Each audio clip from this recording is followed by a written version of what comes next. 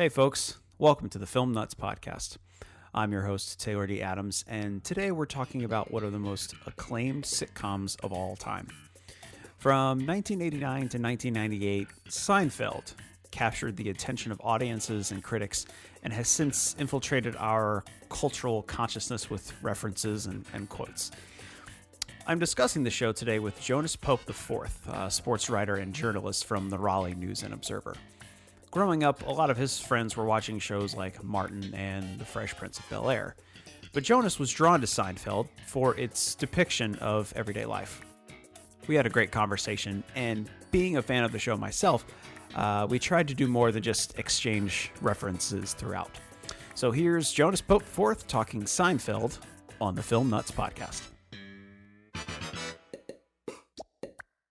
How you been, man? It's crazy. I've been good, man. Trying to stay busy covering news during the week. But other than that, I'm good. Yeah, I was going to say, so now that are sports people pretty much shifting to news at this point? We're moonlighting as news people. I gotcha. Like we do sports whenever we can. We have free time, but Right. they have us doing news schedules, which is fine. It's something to do, but I miss games. I miss covering sports full time. I know. I think a lot of people do. I think a lot of people are finally glad at least the draft is back. So they're like, oh, let's push out as much stuff as possible. I don't know how old you are, but like, when did you first start watching Seinfeld? Well, I'm 39. Okay. So I started watching it probably when I was in high school. Yeah. So I remember the first. Was it on? Like, I can't remember exactly. The years were like, it aired from 89 to 98, I think, like that. But like, did you start watching it while it was still on, like live? Oh, yeah, definitely. Okay. I definitely watched it live. I definitely wasn't watching 89. Mm-hmm. But I think I started watching it in high school and I went back and kind of caught up. But no, I was definitely watching it live. As a matter of fact, the final episode aired the day before my senior prom. Oh, wow. In 98. And I never forget, I had to take one of my friends to meet one of his cousins to get his truck to drive to the prom. Mm-hmm. And I was like, I can take you, but we got to make it quick because I got to be at home at 8 o'clock to make sure I watch the final episode. So that's how serious it was. I can drop you off, but we can't sit around and do a whole lot of talking because I got to get back home to watch. Yeah, there were no DVRs back then. No. No. I did record it. But I did the old-fashioned way. I put a VHS. Yeah, I did on my VCR. So yeah, that dates me a little bit. But no, I definitely watched it all throughout high school. I don't know when I started, but as I got older, I definitely was watching it live as it was running. And I think I went back and caught up with the first couple. I don't really like the first couple of seasons, like seasons 1 through 3. Yeah, it's kind of weird, like because I kind of grew up with it too. I mean, I'm a little bit behind you, but like. What I did was, I'm pretty sure I remember just watching it first from when it was like syndicated. So like catching reruns on our local Fox station or whatever, wherever it was. And then like, when I kind of got into it, my parents were into it too. So sometimes once we got like, it wasn't really catching up. It was more of like, oh, I like this thing. When does it air ever? Yeah. And so that's when it was still running. So we would watch it together on NBC at 8 o'clock or whatever it was. Yeah.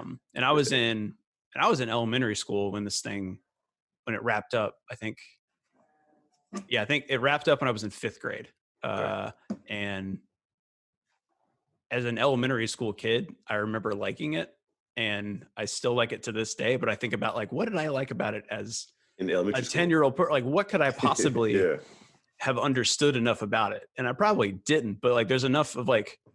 I think like all ages humor in it. Like the key episodes, like there are some major episodes where it's like, I probably didn't grasp it quite enough. Like The Contest, which is probably my favorite episode of all time. Like that's what I'm about to say. Exactly. Yeah. No, I don't know what's going on. But yeah, just like there was something in it that I really liked about it. And it was probably, I guess, the characters, like the fact that, all these characters are pretty outlandish if you think about it. And Jerry, who's like, trying to play the straight man, isn't that good of an actor, but he is good enough to be the glue that holds everybody together. Because like when he starts getting angry, it's it's funny. Like he never. Hilarious. I think they do an episode about that too, where he never gets fully angry. He just. Oh, that's one of my favorites. He was like, I can be serious. He's like George, am I funny? And George looks at him like, it's funny. So even when he wasn't trying to be funny, everybody around him thought he was funny. That's actually one of me and my friends' favorite moments when they're at the restaurant. He's like, George, am I being funny now? He's like, It's funny. Yeah. You cannot not be funny. Of course I can. I'm being funny now. A little. Oh, this is funny. I'm being funny. Yeah. George, is this funny? It's funny. Like I said, I got into it really when I was like 15, 16. But even then, even though I was a bit older than you were, I still don't know why I was drawn to it so much. Like, I got the jokes, like the context, I kind of figured out what was going on and some other things, but my peers definitely weren't watching it. My peers were watching stuff like Martin and other stuff with more African American actors, but I was over here in my own little world watching Seinfeld. But it's just the characters, the jokes. I tell people all the time, one of my friends who's a diehard Seinfeld fan like I am, I think I really was drawn to the fact that it's stuff that it's not right there in front of you. Like, they don't boom throw the joke right in your face. Something you gotta kind of figure out. I always like that kind of comedy. Like the context, they don't really say what they're doing, but if you're smart enough to catch what they're doing and kind of figure it out, then it just makes everything like that much funnier. Like, you really gotta work sometimes to really understand like what's the joke here, what's the storyline here. Yeah, because I imagine like almost pitching the idea for that episode. Like, could you say masturbate on national TV? Like, could you even say NBC that word? Back then? Yeah, on NBC, like not even at 10 o'clock. It was like 8:30. It was like 8:30. What's the matter? My mother caught me. Caught you doing what? You know. I was alone. You mean? She caught you? Where? I stopped by the house to drop the car off, and I went inside for a few minutes. Nobody was there. They're supposed to be working. My mother had a glamour magazine. I started leafing through it. Glamour? So one thing led to another. I often think about the shows that I watched growing up and think about, do they still hold up? And let's say that if they were brand new, like coming out today, would they still have like the appeal? And I think for the most part, this would. I did just watch like a video essay. It was basically those like kids react to. And so it's these college age kids watching old episodes of Seinfeld, and they showed them some key episodes. They showed the Soup Nazi one. They showed the contest. They showed the one with the shrinkage. Stuff like that. Yeah, and then they also showed episodes with the cigar store Indian. Right. Oh, episode. Right. Which would be hella offensive now. Yeah, and even I think at the time too, it was almost their foray into like the cringe humor. Yeah, exactly. Because even back then when it was airing, like you could tell like the audience is uncomfortable laughing at it, but they find that Jerry is such an idiot. Like that's what they're laughing at, is how dumb he is. Yeah. And then episodes, I forget the name of this one, but the one where Jerry is dating the girl with the toy collection. Yeah. And he basically drugs her. He drugs her, yeah. Could you imagine that now? In order to play with her toys. Like the end result of like his objective is not harmful, but the way he goes about it cannot exist on TV right now. Yeah, but definitely what he did back then is what got Bill Cosby in jail now. Yeah. Like drugging her just to play with toys. But it was funny. And except he was playing Tecmo Bowl, and that was he was doing the G-rated things after the drugging.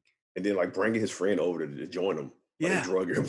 Oh, that was was that the Merv Griffin episode? The Merv Griffin show? It might have been. That, pretty sure that whole thing was. Yeah, that's one of my low-key favorite episodes. It was because when Kramer brings Jerry on later, he mentions it. He's like, I hear you're drugging your girlfriend. Yeah, and he brings her on. We've got a surprise for you. That's right. Guest. Yeah, that's right. Yep. Okay, a little later, we're going to be talking with animal expert Jim Fowler. Where are the cameras? But first, we're talking with Jerry. Hey, Jerry, you drugged a woman in order to play with her toy collection. How do you feel about that? It was great. I've done it a few more times since then. And she doesn't know anything about this? No, not a thing. Well, Jerry, we have a little surprise for you. Come on out, Celia. What kind of sick, twisted creep are you? What is this? What is she doing here? It's a new format, Scandals and Animals. Oh, man.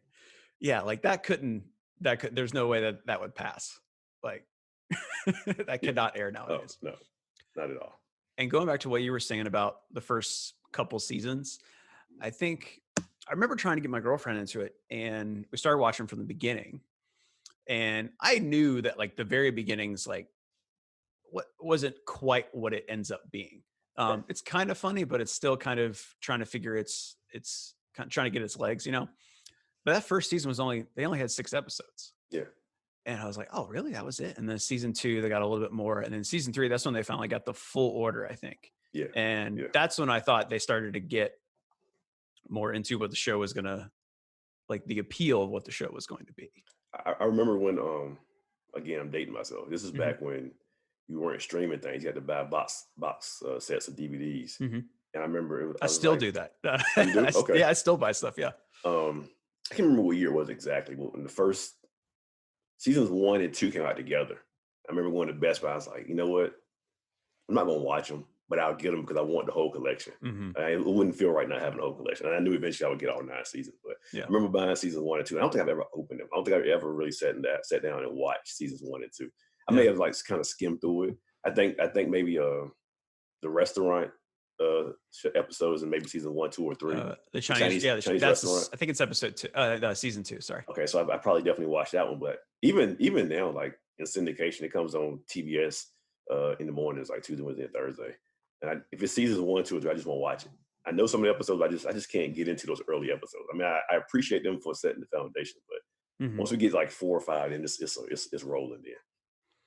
Yeah, it makes me curious because if let's say that show came out today and they had that first season, like 6 episodes or something like that, there would be zero traction. I feel like I watch them now and I'm like, I can't. Yeah. Like, they're trying. They're not there yet. That's the thing. Yeah. But I'm very curious to know, like, I don't know what kind of behind the scenes support he got like, from NBC, and they're like, all right, 3rd season, that's it, or something like that. And then 3rd season ended up being more of what they envisioned, and then the rest is kind of history. And I was reading a book called SEINFELD. I haven't even finished it yet, but he talked about that. Like those first few seasons, like it was on the ropes. Yeah, like every year it was on the ropes, but it survived. And I know NBC is like, thank God it did. Yeah, that was it ended up being this cultural phenomenon. Like there's so many references from the show that are like in the modern day pop culture now. Like everybody knows what the soup Nazi is. Like everybody knows Festivus. Everybody knows what Festivus is. Yeah. Not there's anything wrong with that. Yeah, that whole saying. Or if I'm having a conversation with someone, I'm quick to throw in a yada yada yada. Like, or I'm texting my friend like yada yada yada. They know exactly what I'm talking about. Double dipping is probably the one I experience the most, like at parties and stuff like that. Oh yeah, I'm quick to tell somebody like, I hope not. If we're out having French fries and it's ketchup on the table, or like, hey, don't double dip. They're like, what? Yeah, don't put your mouth. It's like putting your mouth in the whole bowl. Like, don't do that. And they had some really smart episodes at the time. Like they had the one Keith Hernandez one with the magic loogie. Yeah. Like that's a straight up JFK. Yeah. Like they took the entire movie and made it about a spitball. Like it made it about a loogie. It was ridiculous. According to your story, Hernandez passes you and starts walking up the ramp. Then you say you were struck on the right temple. The spit then proceeds to ricochet off the temple, striking Newman between the 3rd and the 4th rib. The spit then came off the rib, made a right turn, hitting Newman in the right wrist, causing him to drop his baseball cap. The spit then splashed off the wrist, pauses in midair, mind you, makes a left turn, and lands on Newman's left thigh. That is one magic loogie. That was pretty early too. That was a pretty early episode. I think so, yeah. And I think that was one of the episodes I watched before I was like fully invested.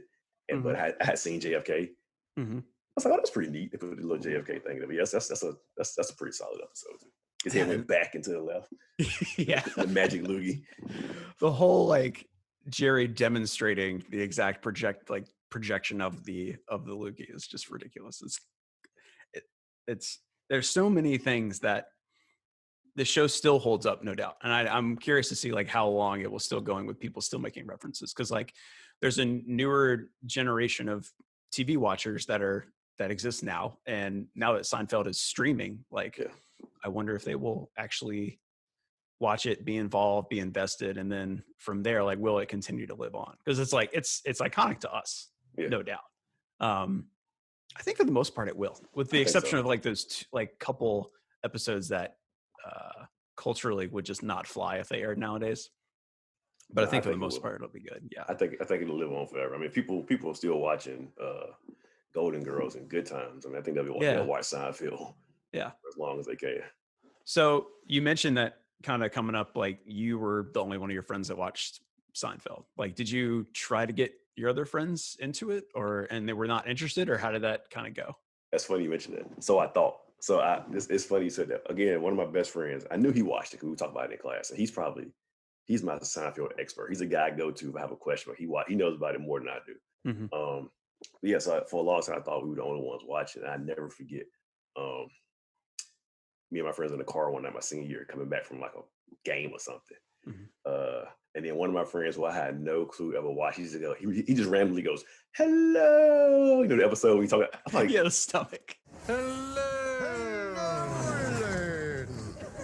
What's that? Oh, it's just a stupid thing. Well, I'm sure it's stupid. It's not about me, is it? No, not at all. I was like, wait, what? So I'm like, you watch Seinfeld? He's like, yeah, I've seen the episode, yada, yada, yada. I was like, wait, have you been watching Seinfeld? He's like, yeah, I watch it every now and then. So we went this whole 2 or 3 years of high school being friends and not knowing that the other person actually watched the show. So that's kind of funny. But yeah, I have a friend like I've known since we were like 5. He's like the Seinfeld expert. He's my guy I go to when I have a question about one of the shows. But yeah, he and I, we can have full conversations in Seinfeld language, Seinfeld references. But my other friends, I think they watched it. They weren't as into it as we were. Mm-hmm. I mean, was that like, what was it about? Did you watch those other shows too? Like, did you watch the shows that your friends were also watching? Yeah, I mean, I watched them a little bit later, but I was always loyal to Seinfeld. Seinfeld was the one I had to watch. It was like NBC said, it was must-see TV. What was it? Viewing it from kind of a comparison standpoint, was there something about Seinfeld what was it about Seinfeld that intrigued you more than kind of the other shows that your friends were watching at the time?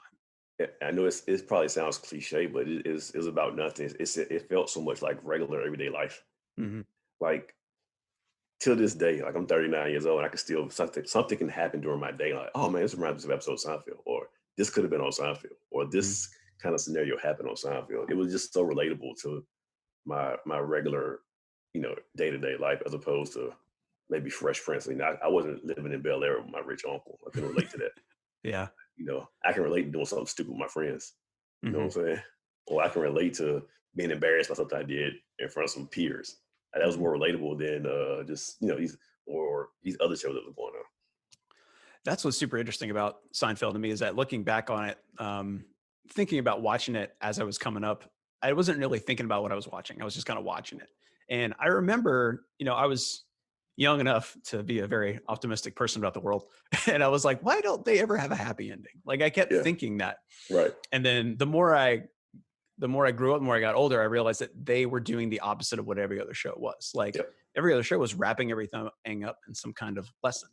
Oh, yeah. Even, I'd say to an extent, its closest TV relative might be Friends. I mean, they might even air. I think they aired back to back. They were on the same night for sure. But that was even more of an optimistic show. Oh yeah, This was like a rom-com. Pretty much. It was basically a rom-com, and it was entertaining. But there was never this show. Seinfeld kind of paved the way for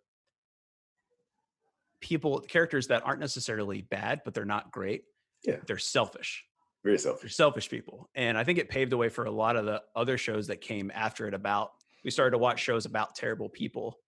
Terrible being kind of a superlative adjective, but we started watching shows where the people aren't perfect. We started watching shows that are about a group of friends who are really tight and care about each other, but they're all assholes or something like that. They're real people. Do you watch It's Always Sunny in Philadelphia? I do. I haven't. I would say I used to. I haven't watched it in a couple of seasons, but it took me a while to come around to it too. Like, I didn't start watching it till probably a couple of years ago. Well, that's an extreme version of Seinfeld. Same dynamic. Three guys, one girl. Just turned up a notch. It's the exact same dynamic in Seinfeld. Yeah. No. Yeah. That was probably as close a relation to me too. Another show. It kind of I would say is a predecessor for was also FX show The League. I Okay. feel like it's kind of in the similar vein, with just people who are all very tight knit and very basically love one another, but they're all extremely bad to each other. Yep. And I think that's like, it started to portray not only like real life, I think, but like real life friendships. Like we're not always like, we always support one another. Friends always support one another, but they're not going to be 100% positive all the time. Like if you Right. really are connected with someone, you're going to make fun of them. Like that's kind of, you're not going to be rosy all the time. Like you're Right. just going to, you're going to crack some jokes, but ultimately have their back. And I think that, this show definitely kind of paved the way for that kind of genre of TV. And it's definitely not for everybody, but it's for a lot of people though. Like it's That's for why I tell people, I was like, when people ask me about it, and I was like, try it, give it a try, but if it's not for you, that's okay. And I understand that because I tell my friend all that, like, it's not for some, or Seinfeld's not for everybody. Yeah. And this is something I always thought. You have to be very smart and very sharp to catch the jokes and understand and really get Seinfeld. Yeah. And they do this really clever thing of, and it's kind of like, it very so mimics everyday conversation with your friends, is that if we're in a group of 4 people and one of them starts talking about one topic, then the second person will go back to just start talking about a previous topic that isn't even mentioned. Mm-hmm. And then the first person will stay on their original topic. Like they're just talking to no one, but they're around each other. Yep. And that's I started just picking up on that a little bit more going back recently. I watched a couple episodes. It's that kind of humor that you really have to pay attention to what they're talking about. Yep. Because they're not talking to anybody. Like they're just talking and people are around to hear them. And another thing too, is kind of going back what you said about the cookie cutter TV shows from back in the day. If NBC, they could have easily made like Jerry and Elaine eventually get together and like start dating. That's what we see on so many TV shows and movies, but they didn't. It's like, no, they're just gonna be friends. They were ex, not going to go into that a whole lot. They used to date. They're just friends now. We're not going to force this relationship on everybody on this show. And I'm so glad they never did that when so many other shows would go that route. But that's why they were unique that way. And they stood out and they did their own thing that way. And like you said, they didn't mind picking on each other. That's my favorite part because me and my friends, we pick on each other all the time. Crack on each other. That's what you do, man. Yeah. So. Yeah. What's your, I know this is your show. I shouldn't be asking you the question. No, this is a conversation. This is a conversation. What is your favorite episode? I guess that's a very easy question people always ask. What's your number one? Yeah. The Contest, I think, is. Oh yeah, you did say that. That's right. My favorite. Soup Nazi is up there. I think actually the Soup Nazi episode, which nowadays you can't really throw that word around because it's right. But the Soup Nazi episode at the time, the window that it originally aired in, I feel was probably the episode that got me into the show because I saw kind of how outrageous the characters can behave. Medium turkey chili. Medium crab bisque.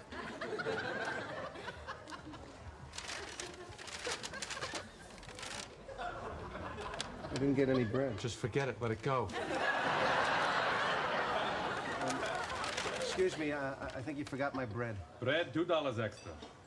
$2, but everyone in front of me got free bread. You want bread? Yes, please. $3. What? No soup for you. I don't know. There was just something about that episode that really got me into it.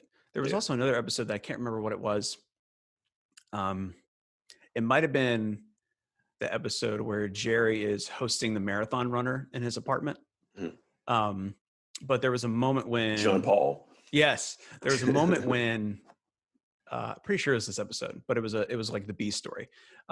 Pretty sure it was a moment where Elaine was heating a muffin up in the microwave. I remember this very specifically.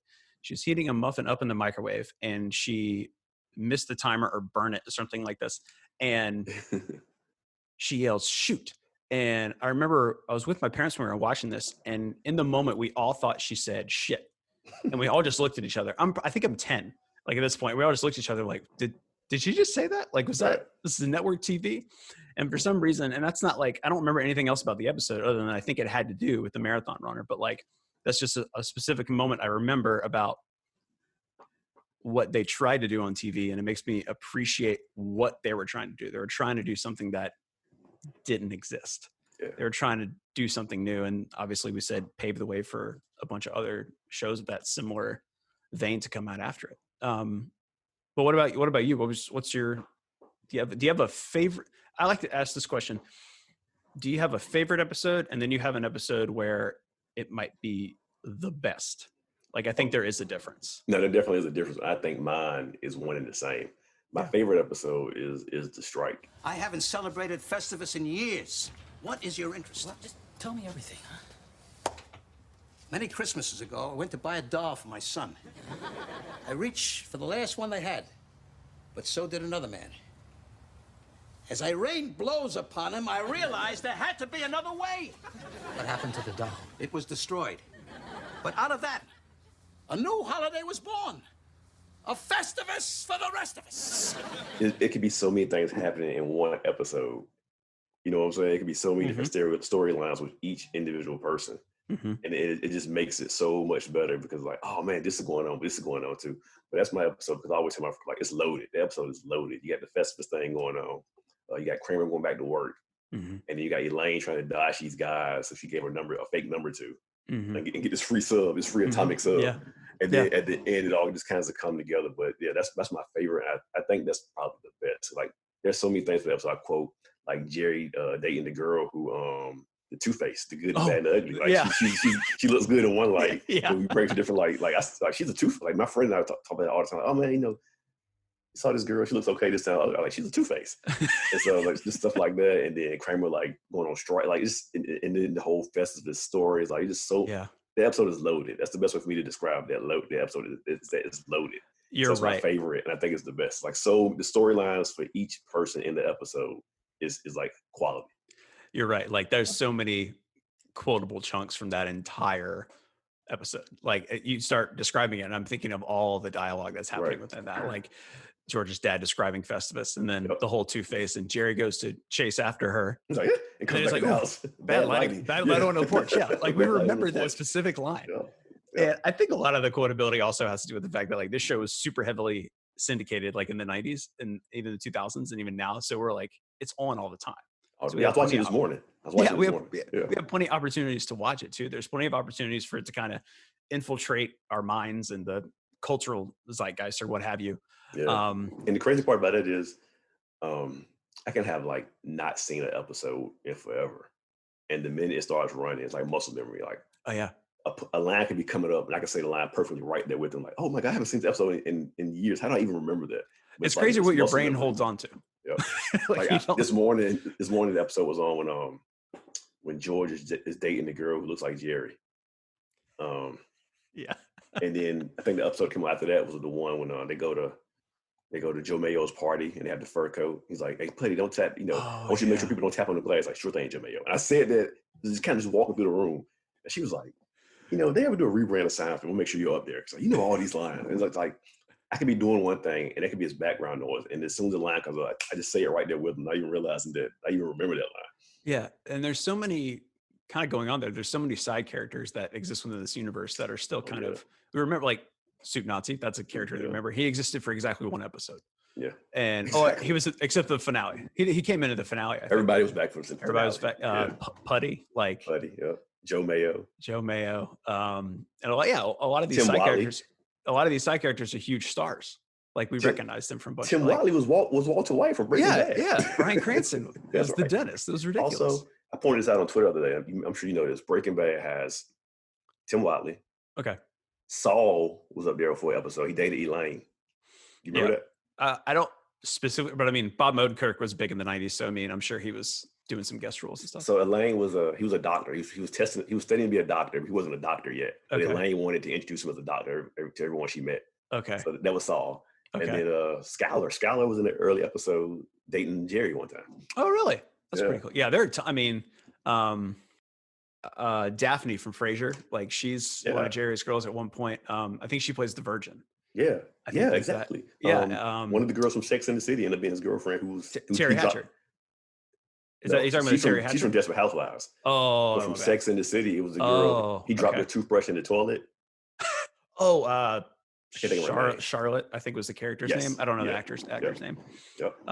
But yeah, no, that one, Terry Hatcher, like they're real and spectacular. That's a quotable line for sure. Oh yeah, exactly. Like, it was so funny. Yesterday, a friend of mine was talking about some bomb he put on to make him feel better. I was like, Talk about yes. And I immediately went into Jackie Child. I was like, who told you to put the bomb on? He just laughed. It's like, it's just funny, like things like that happen. You can just pop up in the Seinfeld line. You put the bomb on? Who told you to put the bomb on? I didn't tell you to put the bomb on. Why'd you put the bomb on? You haven't even been to see the doctor. If you're gonna put a bomb on, let a doctor put a bomb on. I guess I screwed up, huh, Jackie? You damn right you screwed up. Where the hell did you get that damn bomb anyway? And it's crazy, like this, basically we've gotten to a point where we've consumed so much TV and movies that are so quotable. We literally can have like minutes of a conversation using only quotes. Yep. And part of me thinks that's a remarkable thing, that there's so many things that exist that have infiltrated our consciousness. But the other time we're like, oh man, do we all lack original thought? Or like, what are we working on here? Yeah. I remember the finale. Yeah, airing the finale, like we were going back to what we were talking about earlier. Like, I gotta be home to watch the finale. Yep. At the time, like when it was over and they're basically gonna be in jail for a year, I remember thinking like, at that point, that was my first reference, I think, to being consciously aware of a TV show ending. Mm-hmm. Like, I just like as a kid, you just watch things because they're on. Like, you're not necessarily paying attention to almost what happened the previous episode or anything like that.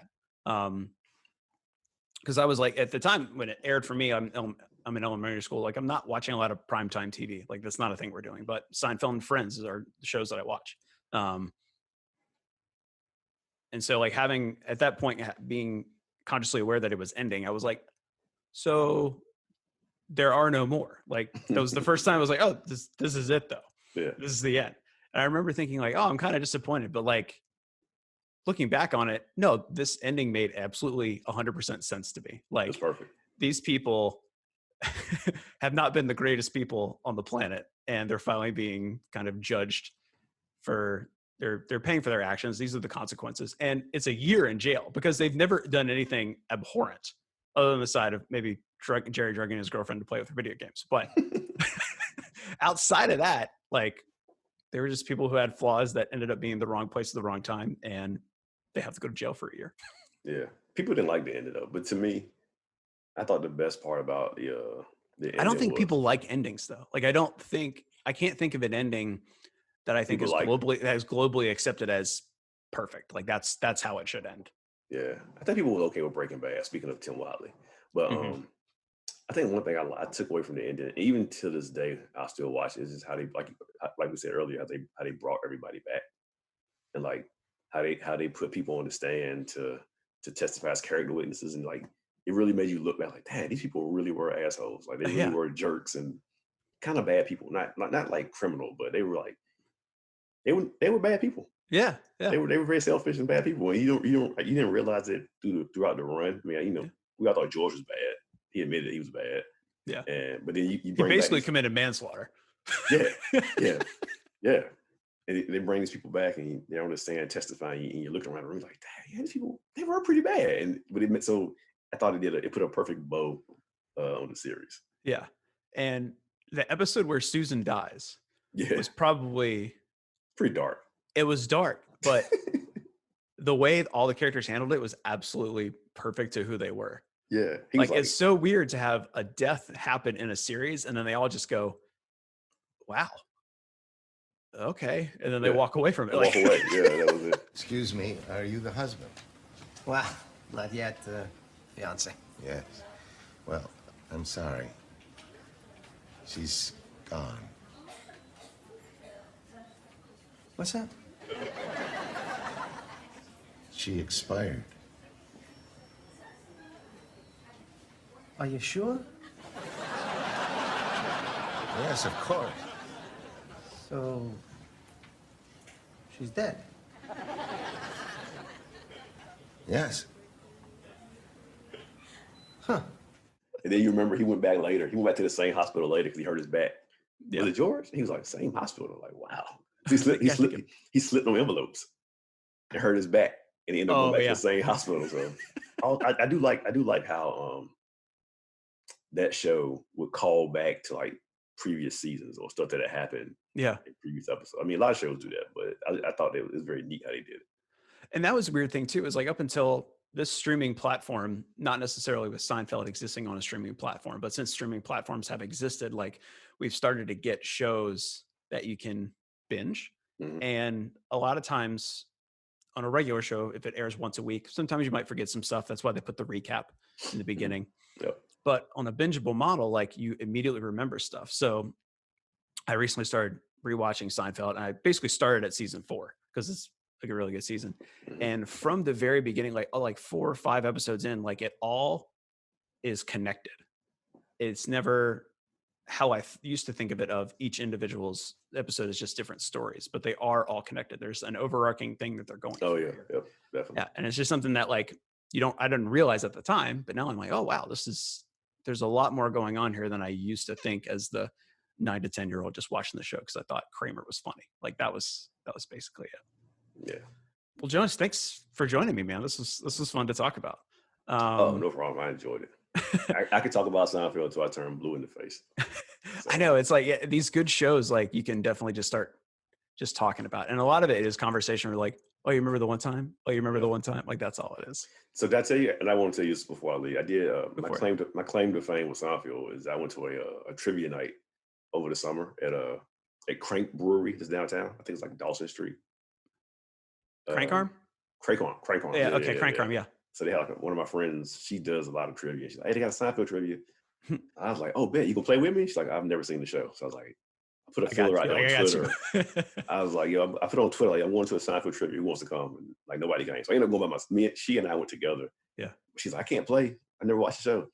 So I ended up playing, and it was like 6 or 7 teams, like teams full of people, like 4 or 5 people per team. Yeah. And I came in second, so that's my claim to fame. I can't. Okay. I slayed so many teams by myself. What was the most obscure question you got right? I can't even remember. It was last summer. I can't even remember, to be honest with you, but it was some stuff that I dug up, and she was just like, "How do you know that?" Like, why do you remember that? She was like, "Why do you remember the most random things about this show?" Like, you'd be surprised. It's just like stuck in your memory. Like the show's been with you since you were a senior in high school. Like even before then. Even before then, yeah. My senior year was the last year. Yeah. That's how I feel. So yeah, even before then. Yeah, it's wild. And I still watch it. Like if I turn the TV on, it's on. I can't not watch. Yeah. Like I can't not watch them. Yeah. Well, it's good talking to you, man. Stay safe. Thank you, man. Stay indoors. I think this whole stay-at-home order is in place till the 8th at least, and then we'll May 8th. Yeah, and then we'll start the phases of what that's supposed to look like. But yeah, that's fine with me. I'm fine with staying at home. But anyway, stay safe, man. Thanks for talking with me. Hey, I appreciate it, Taylor. It was great talking with Jonas. Seinfeld is definitely one of the great sitcoms of all time.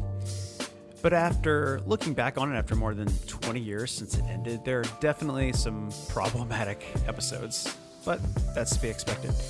It comes with the territory of the evolution of art over time. We're a little more sensitive and aware of other people's plights, but I think the important takeaways from this series are its redefinition of what sitcom characters could be and how we can find humor in the everyday. So that's it for this week. If you like what you heard, please subscribe to keep up to date with more episodes, and be sure to rate us and leave a review. It helps with the algorithm or something like that. Anyways, until next time, serenity now.